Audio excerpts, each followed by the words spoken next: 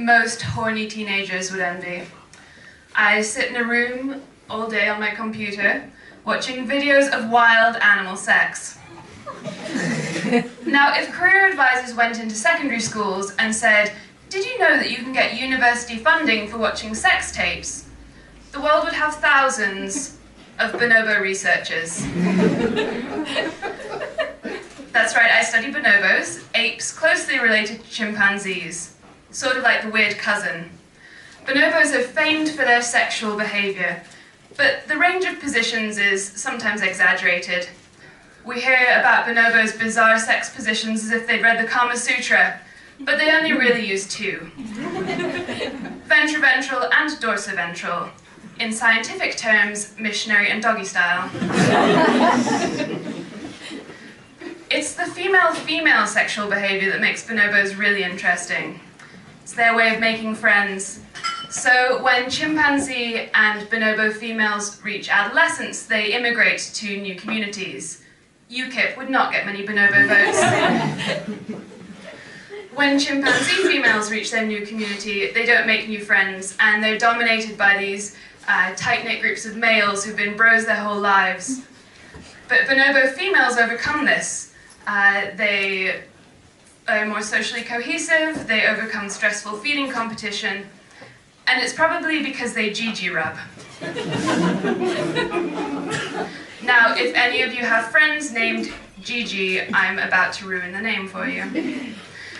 Because when I first heard this called Gigi in the field assistant turned to me and said, "Regarde, les bonobos Gigi." And I thought, les bonobos Gigi.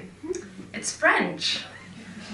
Oui, Gigi, very continental, very progressive. Les bonobos font Gigi.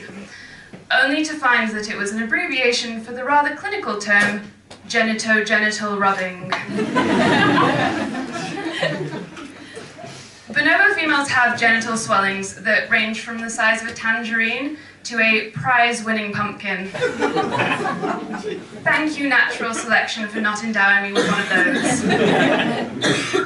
To Gigi rub, they embrace, wrap their legs around one another, and wiggle back and forth, rubbing their genitals together. And it looks so much like two balloons rubbing together that you half expect their hair to stand up from the static.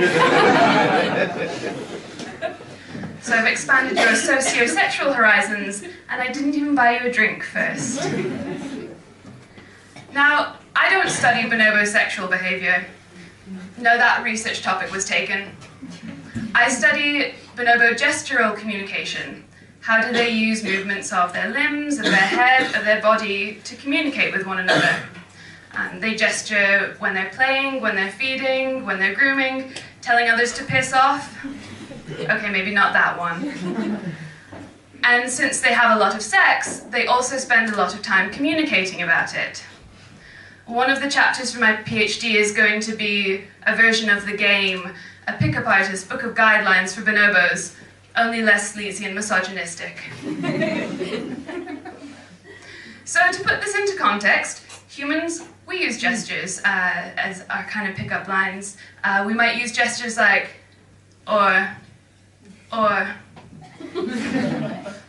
Well, we might. This is where it becomes apparent that I don't get hit on in bars very often. We may also use series of gestures. Or my favourite, Wayne's World.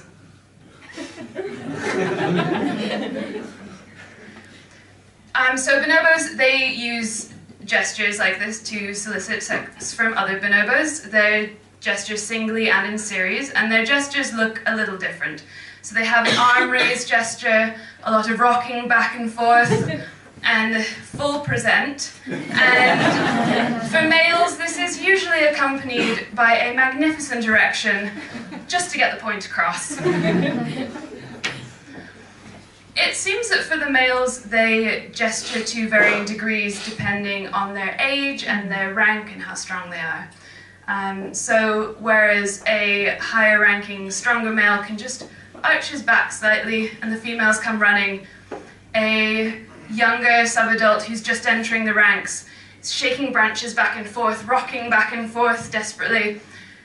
And you can think about this a bit like the difference between a young David Attenborough,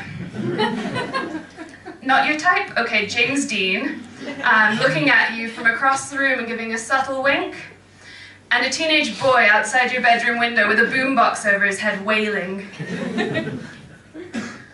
So my research is to analyse these differences in gestural communication for age and rank and sex, and it seems that the female bonobos are using these same sort of solicitation gestures for copulation and for GG rubbing. Now maybe at this point you're becoming a bit desensitized to all of the sex talk. I've reached a point where I don't always realise that other people aren't as nonchalant about bonobo sex as I am. So in an academic presentation I gave a couple of months ago, I was really excited about this wonderful gesture series, this sequence that I was showing. One female approaches the other, knocks her on the back and swings her arm in front, stands up for a full present, and the other female turns and sort of flicks her wrist, and then the first female lies back down and presents again.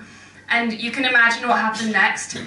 Amazing gesture series. Showed it 3 times. And afterwards, people came up and said, you know, great presentation, but did you have to show them genital rubbing on repeat? Just shows academics are more concerned with sex than communication. So where this leaves me is a lot of awkward moments in my office. Someone walks in, I'm sitting there on my computer looking sheepish, fur and genitals bouncing all over the place on the screen in front of me. And then I hide that window, clear my browser history, and go back to coding bonobo videos. Thank you.